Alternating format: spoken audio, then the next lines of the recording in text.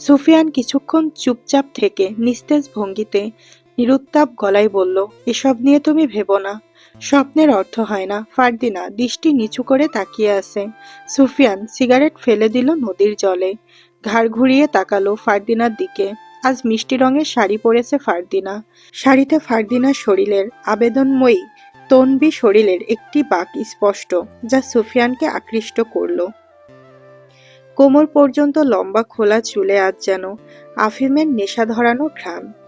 তাকে আজ অপরূপা সুন্দর দেখাচ্ছে, কিন্তু মুখ গম্ভীর হয়ে থাকায় সম্পূর্ণ সৌন্দর্যটা ফুটে উঠছে না। সুফিয়ান দৃঢ়তার সাথে বলল, হঠাৎ তোমার মন খারাপ কেন হলো? কিছুই বলছো না। তুমি চুপ থাকলে আমার যেন সব এলোমেলো মনে হয়। ফারদিনা এবারও চুপচাপ। সুফিয়ানের ভালো লাগছে না ফারদিনার নীরবতা। দোষটা তার। সে যদি খারাপ স্বপ্নের কথা না বলতো, তবে তার মন বিষিয়ে উঠত না। মনে মনে নিজেকে দোষারোপ করল। নিয়ম অনুযায়ী কেউ দোষ করলে, অন্যের মনে আঘাত দিলে তাকে শুধরে দিতে হয়। সে আঘাত করেছে ফারদিনার মনে। এখন মন ভালো করার দায়িত্ব তার। সুফিয়ান গলা পরিষ্কার করে বলল, তুমি কথা না বললে নদীতে ঝাঁপ দেব, গভীরতায় ডুবে মরে যাব। তোমার কষ্ট হবে না? ফারদিনা কোনো প্রতিক্রিয়া করছে না। ভুলভাল উপায় মনে হচ্ছে। এই উপায়ে মন ভালো হবে না, বরং খারাপ হয়ে যাচ্ছে। প্রিয় মানুষটা জলে ডুবে মরে যাবে, এটা কেমন উপায়? এটা কোনো মাধ্যমের মধ্যে পড়ে না মন ভালো করার। সুফিয়ান নিজেই নখ খুঁড়তে শুরু করলো। তারপর ভেবে বলল, আমি একটা সিদ্ধান্ত নিয়েছি। তোমার আমার বিয়ের পর আমরা শীঘ্রই বাচ্চা নেব। মেয়ে বাচ্চা। মেয়েই হবে, দেখো। লাল টুকটুকে মেয়ে, তোমার মতো সুন্দরী, তোমার মতো নাক, তোমার মতো চুল, তোমার মতো তেজ, সব তোমার মতো হবে। আমার আর একটি ফারদিনা হবে। তবে ওর নাম কি রাখা যায় বলো তো? সুফিয়ান ঢং করে চিন্তা করল। বলল, উম ওর নাম দেব সমুচা। দেখো, সমুচা উচ্চারণ করার সময় মুখটা উ উ হয়ে যায়। সুফিয়ান ভেঙিয়ে দেখালো। ফারদিনা সুফিয়ানের কথা শুনে হেসে উঠল। হাসির বন্যা বইল যেন। ফারদিনার হাসি দেখে সুফিয়ানও নিঃশব্দে হাসল। মুগ্ধতার সাথে তার হাসি দেখে বলল, এভাবে হেসো না সুন্দরী। তোমার হাসি দেখলে যে পরাণ জ্বলিয়া যায়। ফারদিনা হাসি নিয়ন্ত্রণ করে বলল, সত্যিই জ্বলছে তো? তোমার জন্য অন্তর জ্বলে পুড়ে ছাই হয়ে যাচ্ছে আগুনের উত্তাপে। আর সেই উত্তাপ নেভাতে তোমার একরাশ হাসিই যথেষ্ট। তুমি সত্যিই আমাকে ভালোবাসো? প্রমাণ লাগবে? ঝুঁকে বলল, প্রমাণ দাও। যাও, নদীতে ঝাঁপ দাও। দুষ্টুমির কণ্ঠে বলল ফারদিনা। সুফিয়ান এক ভুরু উঁচু করে বলল, নদীতে ঝাঁপ দিলে আমি মরবো না, সাঁতার কেটে উঠে যাব। আমি তো তোমার মায়াজালে আটকেছি, সেখান থেকে আর চাইলেও বেরোতে পারবো না। যদি ভালোবাসার প্রমাণ দিতে হয়, তোমাকে সাথে নিয়ে দেব। প্রমাণ সার্থক, আমরাও সফল। এ জন্মে তাহলে আমাদের পূর্ণতা মিলবে না। পুনর্জন্ম আর হবে না। ভালোবাসার প্রমাণ হয় না বুদ্ধ মেয়ে। প্রমাণ সেই চায় যে ভালোবাসে না। সত্যিকারের ভালোবাসা উপলব্ধি করে নিতে হয়। তোমার আর আমার ভালোবাসা পূর্ণতা পাবে তো? যদি উপরালা চান, নিশ্চয় হবে, বলে মৃদু হাসল। তুমি আদিব ভাইয়ের সাথে কথা বলবে, আব্বার সাথে, আমাদের বিষয়ে। সুফিয়ান চোখ সরিয়ে বলল, সময় হোক, আমি তাদের সাথে কথা বলবো। সত্যি বলবে তো? উৎফুল্ল হলো ফারদিনা। মিথ্যা যদি প্রেমের সেতু বন্ধনে জায়গা পায়, তবে সে প্রেম সফল হয় না, বুঝলে? হুম, নিস্তেজের সাথে বলল ফারদিনা। সুফিয়ান বলল, এক অক্ষরে জবাব দিচ্ছ যে? কথা বলার ইচ্ছে নেই? আছে। এবার দুই অক্ষরে জবাব দিয়েছ। আমার সাথে একাধিক শব্দে কথা বলবে, যা অকাজের তাও বলবে। তোমার মুখে প্রতিটি কথাই শুনতে ভালো লাগে। মানুষ গান শুনতে পছন্দ করে। কানে যদি গানের সুর ভেসে আসে, সে ধ্যান দিয়ে শোনে। আমি তোমার প্রতিটি কথা শব্দের সুর পাই, যা আমাকে মুগ্ধ করে। আমি কি সত্যিই তোমার হয়ে গেছি? গালে হাত দিয়ে নম্র কণ্ঠে জিজ্ঞেস করল ফারদিনা। সুফিয়ান ফারদিনার মুখের দিকে তাকিয়ে কণ্ঠ গভীরে নিয়ে বলল, তুমি আমার শিরায় উপশিরায় গেঁথে গেছো। মস্তিষ্কের নিউরনের ভাঁজে তুমি। মানুষ তাই জীবন থেকে সরাতে পারে, যার সাথে দেহের সম্পর্ক থাকে, আত্মার সাথে সম্পর্কিত সম্পর্ক কখনো ছিন্ন হয় না। আর যদি মরে যাই, এরূপ প্রশ্ন করতে ফারদিনার ভালো লাগে। ভালোবাসার মানুষটির চোখে নিজেকে হারানোর ভয় দেখতে কার না ভালো লাগে? সবার ভালো লাগে। সে উপভোগ করে সেই আনন্দ। সুফিয়ান হয়তো এখন তাকে বকাবকি করবে, রেগে উঠে যাবে, এরপর সে আবার রাগ ভাঙাবে। সুফিয়ান উত্তেজিত হলো না, শান্ত হয়ে বসে রইল। শান্ত চোখে চেয়ে বলল, তাহলে আমি আমার জন্য কবর খুঁড়ব, সেই কবরে তোমাকে নিয়ে চিরদিনের জন্য একটা ঘুম দেব বলে পেছনে হাত রেখে ভর দিয়ে ঝুঁকল। ঠোঁটের কোণে অনিচ্ছা থাকা সত্ত্বেও হাসি আনল। নীরবতায় কেটে যায় অনেক সময়। নদীর জল শান্ত। কিছু মাঝিরা নৌকা বাইছে। মেলার অনেক মেয়েরা নৌকায় উঠছে। মাঝিরা তাদের নিয়ে নদীর মাঝে চলে গেছে। হাসি আর আনন্দে কাটছে আজকের দিন। সুফিয়ান বলল, সময় গড়াচ্ছে, কিছু খেয়ে নাও, যাও। ঝিলমিলকে ডাকি, তুমি সাথে থাকলে খিদে পায় না। সুফিয়ান কিছুটা ধমকের সুরে বলল, নাটক বন্ধ করো, চোখ মুখ শুকিয়ে গেছে, তুমি মেলার দিকে চলে যাও। তুমি আসবে না? তোমার সঙ্গে যাব না, পরে যাব। যদি চলে যাও? যাব না, নদীর তীরে ভালো লাগছে, কিছুক্ষণ বসে থাকি, এরপর আসবো। সুফিয়ানের মুখে উদ্বিগ্নতা। ফারদিনা সুফিয়ানের অভিব্যক্তি দেখে কিছু বলল না। তাকে রাগানোর জন্য এবং মেলায় নেওয়ার জন্য বলল, তুমি না আসলে আমি আজমাদের সাথে কথা বলবো, ঘুরবো। সুফিয়ান চোখে অগ্নিময় ভাব নিয়ে তাকালো ফারদিনার দিকে, বলল, ওই বেটাকে আমি সত্যি সত্যিই জলে ডুবিয়ে মারবো। তুমি কি সেটা চাও? আমি কথা বলবো। ওর দোষ কোথায়? তোমাকেও ডোবাবো। তুমি যা পারবে না তা বলো না। সুফিয়ানের রাগ হলো আজমাতের জন্য। প্রসঙ্গ পাল্টে যাচ্ছে। রাগ দেখাতে চাচ্ছে না, কিন্তু না চাইলেও মুখের রং পাল্টে গেল। নিজেকে কয়েক সেকেন্ডের জন্য নিয়ন্ত্রণ করে বলল, ভালোবাসা বিষের চেয়েও বিষাক্ত। এই বিষ যে একবার পান করে সে এমন কিছু নেই যা পারে না। তার মানে তুমি আমাকে মেরে ফেলবে? সুফিয়ান এবার পুরোপুরি রেগে গেল। বসা ছেড়ে উঠে দাঁড়ালো। ফারদিনাও দাঁড়ালো। সুফিয়ান চোখ চওড়া করে বলল, অপ্রীতিকর ভাবনা কেন তোমার? ভাবনাটাকে বদলে শুভ কিছু ভাবো। তোমাকে মারবো কেন? তোমার জন্য দরকার হয় অন্য কাউকে মারবো, এটা ভাবতে পারো।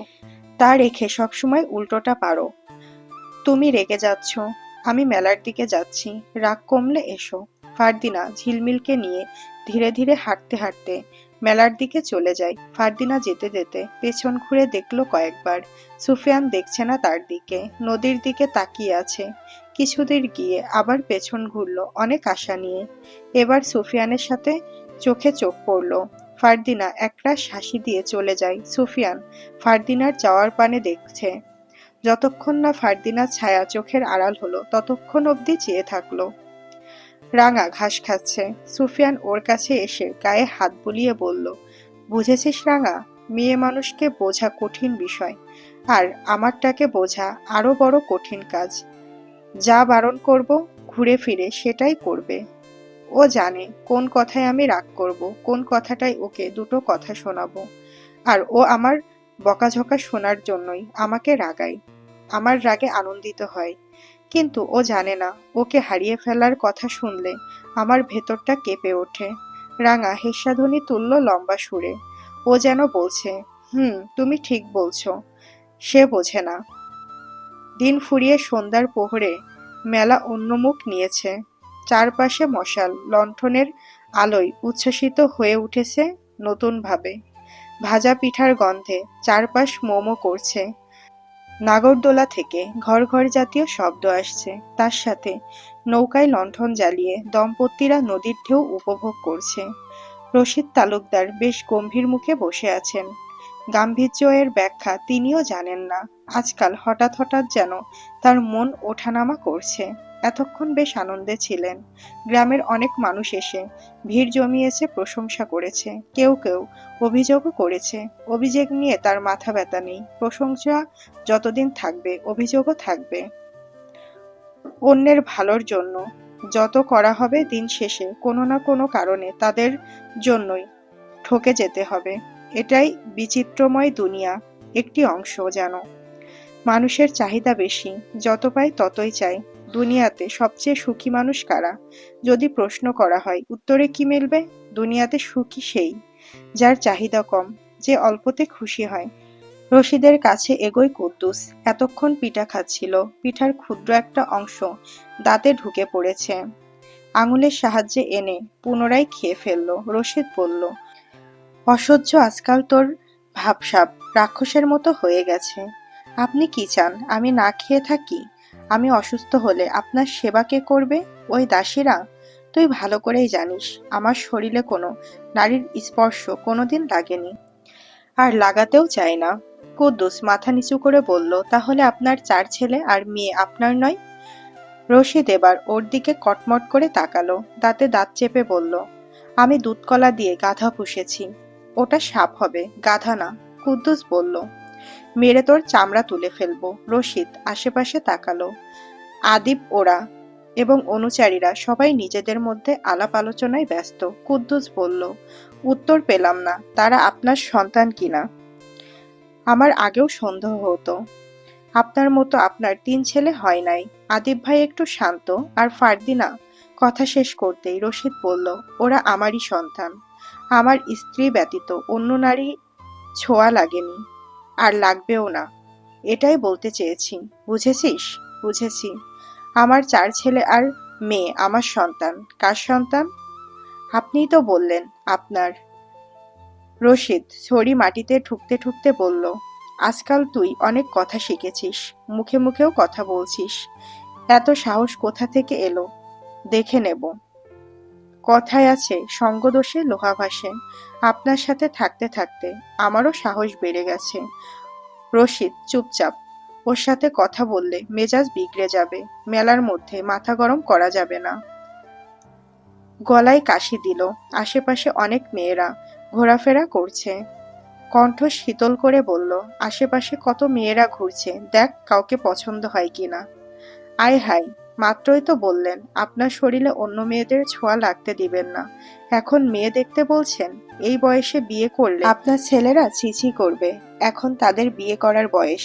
আমি আমার কথা বলিনি, কালুর ঘরের কালু তোর কথা বলেছি। কুদ্দুস হাঁ করে বলল, তওবা তওবা। আমি একজনকে ভালোবাসি, তারই চাই, অন্য কারোর দিকে চোখ তুলেও চাই না। রশিদ মুখ ভেঙিয়ে বলল, আহ আমার প্রেমিক পুরুষ রে, এখনই আমার চোখের সামনে থেকে সরে যা। কুদ্দুস তার সামনে থেকে সরে গিয়ে পেছনে দাঁড়িয়ে বলল, আপনার পেছনে দাঁড়িয়েছি, আপনার আমার দিকে চাইতে হবে না, সামনের দিকে তাকিয়ে বলেন। রশিদ হেরে যাচ্ছে। আজ অবধি সে কারোর সাথে হেরে যায়নি কথাই, আজ হেরে যাচ্ছে। কুদ্দুস ধীরে ধীরে চালাক হয়ে যাচ্ছে। সে আর তাল মেলালো না, প্রসঙ্গ পাল্টে নিল। বলল, ফারদিনা কোথায়? আজমাত সাহেবের সাথে গল্প করে, ওর দিকে নজর রাখতে বলিস অনুচারীদের। আমার একমাত্র মেয়ে, আমিও আমার আব্বার একমাত্র ছেলে। আব্বা বেঁচে নেই, আমি আছি। তো তা জেনে আমি কি করব? বড্ড কথা বলিস, বিরক্ত হয়ে যাচ্ছি। যা চায়ের ব্যবস্থা কর, সন্ধ্যাবেলা চা না খেলে আমার মাথা ঠিক থাকে না। নিয়ে আয়। কুদ্দুস দ্রুত চলে যায়। আজমাত নুরবেক নদীর তীরে দাঁড়িয়ে এটা ওটা লিখছে, মাথায় বোলার হ্যাট। দিনের বেলা হ্যাট পরে, এখন সন্ধ্যা, সন্ধ্যার পর কেউ হ্যাট পরে না। ফারদিনা ঝিলমিল তার পাশেই দাঁড়ানো। ঝিলমিল আজমাতকে বলল, আপনি মাথায় ওটা কি পইরা আছেন? আজমাত চোখ এক পলকে ওপরে নিয়ে তাকিয়ে হেডটা খুলে হাতে নিল। হেসে বলল, এটা বোলার হেড। দিনে মোটামুটি রোদ ছিল, তীব্র না হলেও রোদ শীতেও আমার সহ্য হয় না, তাই হ্যাট পরেছি। আপনি অনেক ধলা। এত ধলা মানুষ আবার ভালো লাগে না। আপনারে সবাই কি কয় জানেন? ধলা বিলাই। ফারদিনা আজমাতের আড়ালে চাপা স্বরে হাসল। আজমাত ঝিলমিলের কথা এড়িয়ে গেল। বলল, ফারদিনা, আজ সুফিয়ানকে দেখিনি। সে কেন আসলো না? এসেছিল, বিকেল পর্যন্ত তার সাথে ছিলাম। বলেছে পরে আসবে, এখনো আসেনি। মেলা শেষ হতে চলল। ঝিলমিল বলল, সারাদিন সুফিয়ান সুফিয়ান করিস না তো, আর শুনতে ভালো লাগে না। তুই কাউকে ভালোবেসেছিস? তুই এসব বুঝবি না। আমি ওইসব চেতনাই নাই। খাই দাই ঘুরি ফিরি, এজন্যই তোর নাম মুসমুসি আর টুংটাং। আজমাত ফারদিনার কথা শুনে হেসে ফেলল। তার হাসির সময় দীর্ঘ হয়। আশেপাশের কিছু মানুষ তাকিয়ে দেখছে। বিদেশি মানুষ দেখা যায় না সচরাচর। ওরা নিজেদের মধ্যে বলাবলি করছে, এই বেটা হয়তো বাংলা কইতে পারে না। আজমাত ফারদিনাকে বলল, তুমি অনেক মজার মানুষ। আপনিও ভালো মানুষ। আমার এত প্রশংসা করো না। দেখবে বরফের মতো গলে গিয়েছি। মেয়ে মানুষ এমনিতেই আগুনের মতো, ওদের সংস্পর্শে গেলেই ছেলেরা দুর্বল হয়ে পড়ে। ঝিলমিল বলল, সবাই পড়ে না, আপনার শরীর দুর্বল, তাই অল্পতেই পইড়া যান। বেশি বেশি বাদাম খাইবেন, দেখবেন আর পড়বেন না। ফারদিনা এবার হাসলো। তার হাসির শব্দ হাওয়াতে উড়ে গিয়ে রায়ানের কানে পৌঁছালো। রায়ান তার আলোচনা রেখে ঘুরে একবার ফারদিনার দিকে তাকালো। আজমাত ফারদিনা ঝিলমিল একসাথে দাঁড়ানো। আজমাত বলল, তোমার হাসিও সুন্দর, এভাবে কারুর সামনে হেসো না। তখন তার কাঁধে কেউ হাত রাখে। হঠাৎ কেউ হাত রাখায় খানিকটা বিচলিত হলো। চেয়ে দেখলো সুফিয়ান। সুফিয়ানকে দেখে ফারদিনা নিশ্চুপ হয়ে গেল। আজমাতের সাথে কথা বলা সুফিয়ানের পছন্দ না, কিন্তু সে বলেছে। ইচ্ছে করে আজমাতের সাথে কথা বলেছিল। সুফিয়ান আজমাতকে লক্ষ্য করে বলল, ফারদিনার হাসি সুন্দর, কিন্তু ও তোমার মায়ের মতো। নারী মানেই মায়ের মতো। আজমাত ভ্রু উঠিয়ে বলল, এ কি বলছো? তার বয়স তো কম। আমার মায়ের সাথে তার কোনো মিল নেই। মিল আমি করিয়ে দিচ্ছি। এই চোখ, নাক, হাত, চুল যা আছে সব তোমার মায়ের আছে। মনে করে দেখো, মস্তিষ্কে একটু চাপ দাও। ঝিলমিল ফারদিনা কানে কানে ফিসফিস করে বলল, ব্যাটার ঈর্ষা হইতেছে। ভালোবাসার আরেক নাম ঈর্ষা। আজমাত ফারদিনার দিকে একবার, সুফিয়ানের দিকে একবার চেয়ে বলল, মা। আশ্চর্য ডাক। এই ডাকে কখনো একজন সুন্দরী নারীকে ডাকা যায় না। সুফিয়ান সব সময় যৌক্তিক কথা বললেও আজ ভুল বলছে। আজমাতের মোটেই ভালো লাগছে না। সুফিয়ান হাত ঘষতে ঘষতে বলল, আচ্ছা, আর একটু সহজ করে দিচ্ছি। মা ডাকটা অদ্ভুত শোনাচ্ছে, তাই না? খালা, চাচি এগুলো ডাকা যায়, কি বলো? আজমাত মাথা আওড়ালো। আচ্ছা। ঝিলমিল বিড়বিড় করে বলল, বেচারা বাঙালির কথার প্যাঁচ বুঝতেছে না। মেলার চারিদিক জমজমাট, সবাই আনন্দিত। যে যার মতো আনন্দ করছে, কিন্তু আনন্দ নেই আদিবের মনে। আজও সে নূরজাহানের অপেক্ষায় ছিল, কোথাও তার দেখা মেলেনি। কৃষ্ণপুরের অনেকের সাথে দেখা হয়েছে, নূরজাহানের কথা সাহস করে জিজ্ঞেস করতে পারেনি। সে কেমন আছে, কোথায় আছে? স্বামী সংসার নিয়ে ভালো আছে তো? হয়তো এখন সন্তানের জননী হয়ে গেছে। আদিব ভাবছে, সাথে ঘন নিঃশ্বাসের দেখা। আকাশটা ভারী, কারণে না অকারণে বোঝা যাচ্ছে না। ঠিক তেমনি তার মনটাও ভারী। নূরজাহান আসেনি বলে। দেখা হলে আর কি হতো? দু চোখ ভরে একবার দেখতো, তার মুখ থেকে শুনতে চাইতো, তুমি সুখে আছো? যতটা সুখে আমি রাখতে চেয়েছিলাম তার থেকে হয়তো বেশি আছো। ব্যাস, এতটুকু বলার জন্য অপেক্ষা। সন্ধ্যার আকাশে নীলচে ধূসর ছায়া, বাতাসে হালকা শীতলতা। আদিব একদল জড়ো হওয়া লোকের ফাঁক দিয়ে তাকালো। তাদের ঠিক ওপাশটায় কাউকে দেখা যাচ্ছে। এক অচেনা সুদর্শনা নারী, কালো রঙের শাড়ির ওপর হীরক পাথর বসানো। পাথরগুলো মশাল লণ্ঠনের আলোয় চিকচিক করছে। আদিব ধীরে ধীরে সেদিকে এগোলো। অচেনা নারী রানীর বেশে দাঁড়িয়ে রশিদ তালুকদারের সাথে কথা বলছে। তার পেছনে অনুচারীগণ। আদিব এগিয়ে গেল। অচেনা নারী আর কেউ নয়, নূরজাহান। বহু বছর পর অবশেষে সে তাকে দেখতে পেল। আদিব ঘুরে ঘুরে নূরজাহানকে দেখল। চোখ দুটো অস্বাভাবিকভাবে দৃষ্টি মেলল। নূরজাহান আদিবের দিকে দেখল না। রশিদ তালুকদার হেসে হেসে কথা বলছে, ভালো মন্দ জিজ্ঞেস করছে, কিন্তু তাদের দেখা সাক্ষাৎ বেশিক্ষণ স্থায়ী হলো না। কুদ্দুস এসে হাজির হয়, চোখে মুখে হতাশার ছোঁয়া নিয়ে রশিদের কানে ফিসফিসিয়ে বলল, ওইদিকে চলুন, কথা আছে। রশিদ নূরজাহানের থেকে কিছুক্ষণের জন্য বিদায় নেয়। কুদ্দুসের সাথে নীরব স্থানে চলে যায়। নূরজাহান। আদিবের কণ্ঠে মাত্র কিছু শব্দ, কিন্তু বুকের ভেতর ধুকধুক করছে। নূরজাহান কিছুক্ষণের জন্য স্থির থাকে, তারপর হালকা হাসি ফোটে তার মুখে। আদিব, তুমি? তারা দুজন কিছুক্ষণ চুপ থাকে। বাতাসে শুধু দূরের নদীর ঢেউয়ের কলকল শব্দ। আদিবের চোখে অতীতের ছবি ভেসে ওঠে, যে মুহূর্তগুলো আর কখনো ফিরে আসবে না। স্মৃতির পাতায় গেল না, আর ভেবে কিছু হবে না। তার সামনে থাকা মানুষটা এখন অন্যর কারোর। বহু বছর হয়ে গেছে, আমি ভাবিনি কখনো তোমাকে আবার দেখব। আদিবের কণ্ঠে মিশ্রিত অনুভূতি, আশা, ব্যথা আর শান্তি। ভালোবাসার মানুষটি হারিয়ে যাওয়ার পর দেখা না হওয়াই ভালো, এতে যন্ত্রণা বাড়ে। কেমন আছো? আদিব বিমর্ষ কণ্ঠে বলল। এতক্ষণ পরে? এটা তো আমার প্রশ্নের উত্তর নয়। সন্ধ্যা হয়ে গেছে, আমাদের নদীর পথে যেতে হবে। আবার কখনো ভাগ্যে থাকলে গল্প করব। এড়িয়ে যাচ্ছ? নূরজাহান চুপচাপ আদিবের দিকে স্পষ্ট চোখে দেখছে না। কিছুক্ষণ মাটির দিকে দেখছে, কিছুক্ষণ আশেপাশে। আদিব নূরজাহানের আড়ালে চোখের জল মুছছে। চোখ দুটো নিমিষেই লাল হয়ে গেল। আড়ালে মুছলেও নূরজাহান দেখে ফেলল, কিন্তু বিষয়টি উপেক্ষা করে বলল, আমি যতক্ষণ তোমার সামনে থাকবো তোমার কষ্ট আরো বেড়ে যাবে। আদিব ভেজা চোখে চোখ মেলে তাকালো। তার সামনে দাঁড়ানো মানুষটিকে নিয়ে সে কত স্বপ্ন দেখেছে, তার সাথে সারা জীবন পার করবে, সুখে দুঃখে পাশে থাকবে, একে অপরের হাসি কান্নার সঙ্গী হবে। আজ নূরজাহান ঘর বেঁধেছে ঠিকই, তবে অন্য কারোর সাথে। আদিব ভাবতে পারছে না। আমি চলে যাচ্ছি, দেরি হয়ে যাচ্ছে, নূরজাহান বলল। নতুন করে যাওয়ার কি আছে? জীবন থেকে তো অনেক আগেই চলে গেছো। বাধ্য হয়েছি। কে বাধ্য করেছে? সেসব বলতে চাচ্ছি না। আজ দীর্ঘ সময় পার হয়ে গেছে, অতীতের স্মৃতি আর মনে করতে চাই না। তোমার স্বামী কেমন আছেন? তাকে দেখতে পাচ্ছি না যে। নূরজাহানের উজ্জ্বল মুখটা হঠাৎ করে শীতল হয়ে গেল, নিঃশ্বাসের ভারী কিছুর আভাস। আদিব বুঝতে পারছে না, অধৈর্য হয়ে জিজ্ঞেস করলো, বলো না সে কেমন আছে? নিশ্চয় খুব সুখে আছে। সন্তানের জননী হয়েছ। আর একদিন কথা হবে।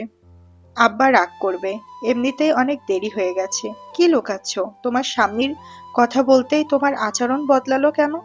বলো, সবকিছু ঠিক আছে তো?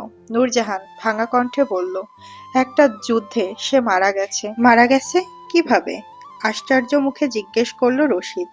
কুদ্দুস বলল, কিছুক্ষণ আগে জয়নবের বাড়ি থেকে একজন লোক আসছিল। সেই বলছে ঝুমকুকে কেউ মেরে বাড়ির সামনে ফেলে গেছে।